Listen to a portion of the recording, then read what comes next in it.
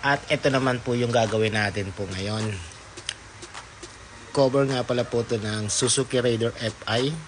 Doon po sa taillight, sa ibabaw po. Bali po, kaka-deliver lang po sa akin po na ito. At bagong-bago pa po, sariwang-sariwa pa po, kumbaga sa isda.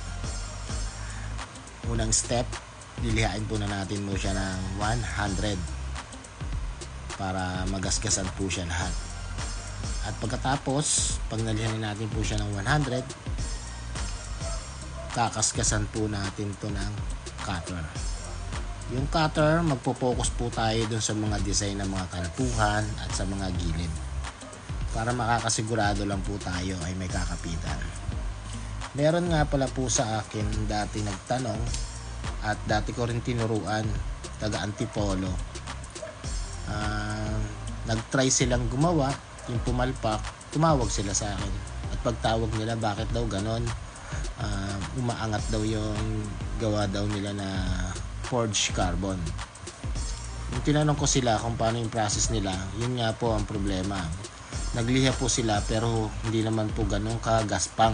Dapat po ang number 1 po dito, pinaka the best, magaspang na magaspang po dapat yung plastic. Tapos dadamihan nyo po sa pagkakalmot po ng cutter. Ganun lang po guys. Magpo-focus po kayo sa lahat po ng parte po ng pwede nyo pag-applyan po ng resin na may toner. Para sa ganon, hindi po kayo mangamba kung bibitaw yung in-apply nyo pong resin. Ganun lang po yung diskarte mga guys pagdating po sa mga plastic. Yun po talaga ang pinaka-importante po sa lahat. Dapat po magaspang na magaspang ang plastic na pag-applyan nyo po ng resin. Pinakamagaspang, mas the best. Sa pagkakalmot nga pala po ng cutter, dapat po isang pahalang, isang pa-cross, at kung pwede nyo po sanang kahit ano na kaskas, pwede po. Pinaka-importante po talaga sa lahat, yung mga gilid at mga sulok-sulok po na dapat nyo pong makaskasan. Kaya nga po sinasabi ko sa inyo, mas magaspang, mas okay. Para wala po kayong problema pag magpipinish na po kayo. Kasi ang hirap po ng tapos na, tas uulitin nyo po.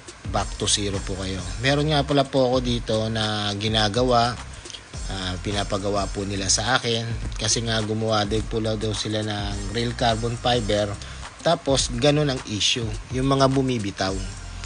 At isa pa mga guys, pag bumitaw na po yung resin sa plastic, tapos naglilihan na po kayo at napasukan na po yan ng tubig, gumagapang po yung tubig dun po sa loob, kahit anong tabon nyo po dun sa butas na yon, hindi po nyo mape-perfect yun. Kaya ang technique lang po sa pagganon, tutuklapin nyo po yun ng cutter. Yun lang po guys, ginagawa lang po yun sa mga forged carbon. Yun nga po ang pinakamaganda sa forged carbon eh.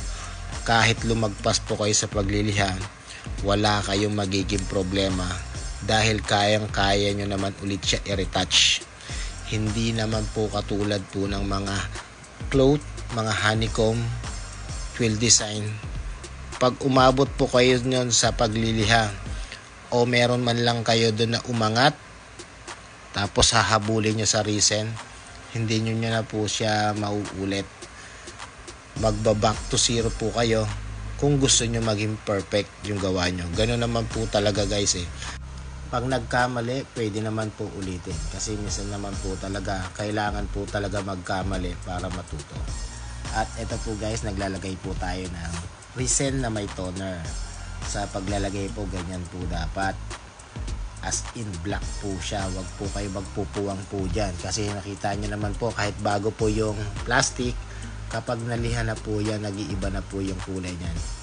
Black pa rin po siya, pero light na. Hindi katulad na may resin na may toner. Kung mapapansin nyo, black na black po talaga siya. Yun ang kailangan po ng forged carbon. Yung pinaka background niya po ay itim na itim po. At pagsanay naman po kayo guys sa pagpapahid po ng resin, napaka basic na lang po sa inyo yan.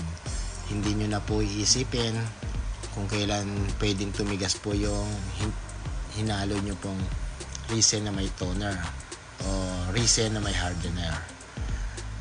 Matatansya nyo na po yan kung ilang minutes po siya bago siya tumigas. Kasi karamihan po sa iba, pag-apply po lang ng hardener, mga ilang minutes talaga, napakabilis po matuyo.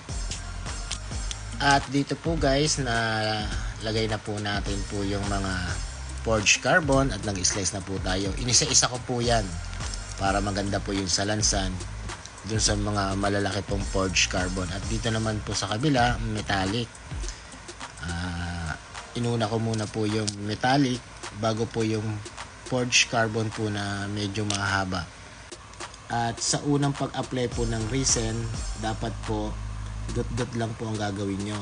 Kumbaga parang ilalapat nyo lang po yung forged carbon na in-apply nyo o kung honeycomb. Para sa ganon, pag nag-second coat na po kayo, pwede na po kayo magpakapal. Huwag nyo lang po iba-brush, itataas baba po yung brush. Gawa po kasi ng masisira po talaga yung nilapag nyo po na forged carbon. Dapat po ganyan lang po, dot-dot lang po, para sa ganon dumikit po siya. Yun lang po yung diskarte po dyan, para hindi lang po masira yung mga carbon na in-apply po natin. At natapos na natin guys yung first coat. Pwede po tayo mag second coat every 15 minutes po mga guys. At ito, natapos na natin po yung pinaka maximum po ng paglalagay po natin ng resin. Bali naka-coat po ko dito para baon na baon po. At na-sanding na po natin po to mga guys. Hindi pwede po to i-vacuum mga guys kasi gawa po to ng flexible. Ma-stretch po siya. Dideform po yung plastic. At mag-iiba po yung pinaka-hugis po niya pag nag-vacuum po tayo. Kaya pinaka-the best po dito, sandingin na lang po natin na grinder po. Doon lang po sa mga usli-usli lang po pero wag po kayong sasagad. At pag nalihan nyo na po siya ng sanding grinder, pwede nyo na po kayo magliha po ng 100 dito mano-mano. Sa pagliliha nga pala po nito guys, medyo mahirap kasi gawa kasi ng buhat-buhat natin po yung plastic. Hindi natin pwede po siya ipatong kasi gawa po kasi ng malit lang po to at mahirap mahanapan po ng posisyon. Ito lang po yung discarding ginawa ko. Siguro may mga parts din dito na pwede kang magliha na nakapatong po doon. Pero sa ibang parts naman, bubuhatin nyo po talaga para malihaan po ng mabuti. Ganun lang po guys. At ito na po, pinapakita ko na po sa inyo kung paano po gumawa po sa inner flarings ng real carbon fiber. At ito na yung mga sagot sa inyo guys, yung mga nagtatanong po sa akin kung paano daw gumawa daw ng forged carbon sa inner flarings. Kasi yung inner flarings po guys, dapat po talaga magaspang po talaga yan para talaga sa totoo lang po talaga kumapit po ng husto yung resin. Kasi pag hindi nyo po ginawa yan at nagmadali po kayo, naku, magkakaroon din po talaga kayo ng problema pag hindi nyo po sinunod po yung process. Huwag po kayong magmamadali sa paggagawa po ng real carbon fiber. Kasi po ang real carbon fiber po talaga pong napakahirap, napakasakit, at ang laki ng gastos sa materyales. Masakit sa kamay kasi gawa po kasi ng talagang liha po talaga ang pinaka-the best po sa pagbabaganda po ng real carbon fiber. Ayun ang tagi nyo pong tatandaan mga guys. Ang magpapaganda sa real carbon fiber na ginagawa nyo ay yung pinakamagandang liha. Pag nagawa nyo po yan, talagang the best po ang lahat. At dito po guys, nalihan na natin po siya ng maayos. At dito po guys, natapkutan na po natin siya. Base sa nakikita nyo mga guys, parang finish na po siya, no? Kung sa iba siguro, finish na po yan. Bali, ang nagawa ko na po dyan, 3 coat, full coat po. At dahil final finish na po ito sa pagliliha, ang gamit ko po pala ditong liha ay 1,000. Pwede rin po yung 800 or 600. Dahil sa naubos na po yung aking liha na ganong number, ito na lang po yung natitira 1,000. Pwede na po yun kasi gawa naman po kasi ng yung mga alikabok lang naman po yung tatanggalin natin. Yung mga pwede pong nakita natin na pwede nating tanggalin. Katulad po ng mga medyo may butas po na maliliit, pwede natin po isagad yon sa pagliliha. Hindi naman gamit natin ay 3M ordinaryong liha lang na 1,000, pwede na po. Doon nga pala po sa nagtatanong po sa akin kung paano po yung process po sa pagliliha. Gumamit po kayo ng sanding block pag nagliliha na po kayo dun sa mga una po nyong gawa. Katulad po nito mga guys, hindi ko na ginamitan po ng sanding block dahil alam ko na po pantay na po yung ginawa ko po. Kung alam nyo po na hindi pa po pantay, tumingin lang po kayo sa mga gilid at itapat nyo po sa ilaw. Makikita nyo po yung wave, yung paggagawa nyo. At kung halimbawa may wave pa, saka na lang po kayo mag-sanding block.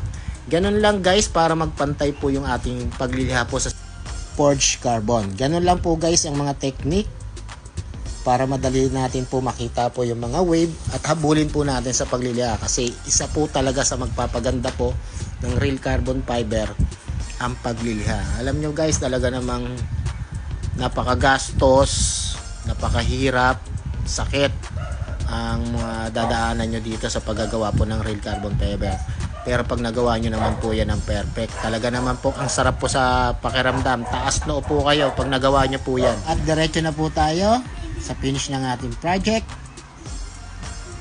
Real carbon fiber, forged carbon at metallic po. Sana marami po kayo natutunan mga guys sa aking munting na bahagi. At sa lahat po na nagtatanong po sa akin, ito na po yung mga kasagutan po ninyo. Kita-kits na lang po tayo mga guys sa next carbon. Thank you for watching. Bye bye.